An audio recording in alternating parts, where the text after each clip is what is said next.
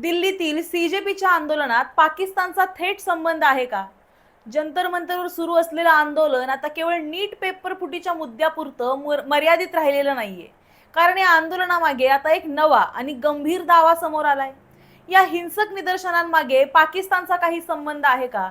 आंदोलन भडकवण्यासाठी पाकिस्तानमधून सोशल मीडियावर पोस्ट केल्या जात आहेत का? आणि या संपूर्ण प्रकरणामध्ये खरंच काही मोठं षडयंत्र आहे का? या सगळ्या प्रश्नांचा आता तपास सुरू आहे. नमस्कार, मी सारिका आणि तुम्ही पाहत आहात पॉलिटिकल महाराष्ट्र. नीट परीक्षेतील पेपर फुटीच्या मुद्द्यावरून दिल्लीतील जंतर मंतरवर कॉक्रोच जनता पार्टीकडून मोठं आंदोलन सुरू आहे. देशभरातून विद्यार्थी या आंदोलनात सहभागी झाले आहेत. काल आंदोलकांनी संसदेच्या दिशेनं मोर्चा काढला आणि आजही आंदोलक आपल्या मागण्यावर ठाम आहेत. केंद्रीय शिक्षण मंत्री धर्मेंद्र प्रधान यांच्या राजीनाम्याची मागणी आंदोलकांकडून केली जाते. दरम्यान काल धर्मेंद्र प्रधान यांनी केंद्रीय गृहमंत्री अमित शहा यांची भेट घेतली.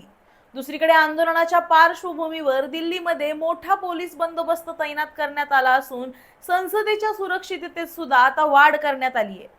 दिल्ली पोलिसांनी नागरिकांना शांतता राखण्याचं आणि अफवांपासून दूर राहण्याचं आवाहन केलंय.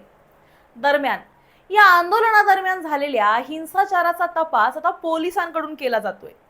या हिंसाचारामागे काही षडयंत्र आहे का, याचाही शोध आता घेतला जातोय.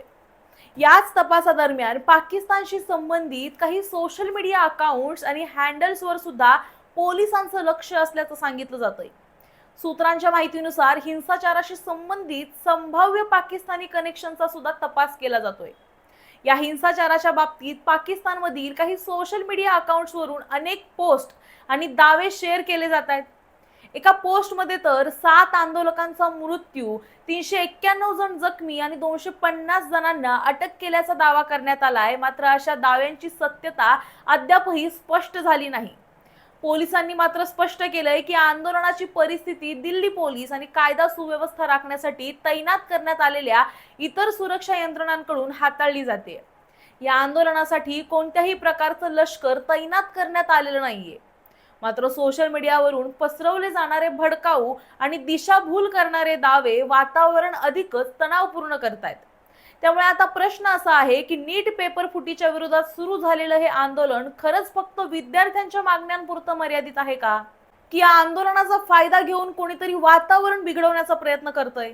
या सगळ्या दाव्यांची सत्यता तपासाचा विषय आहे. मात्र आजही जंतर मंतरवर आंदोलन सुरू आहे आणि अनेक आंदोलक आपल्या मागण्यांवर ठाम आहेत. तुम्हाला याबद्दल काय वाटतं? या आंदोलनात बाहेरच्या शक्तीचा हात असू शकतो का? हे आम्हाला कमेंटमध्ये नक्की सांगा आणि अशाच व्हिडिओसाठी पाहत रहा पॉलिटिकल महाराष्ट्र.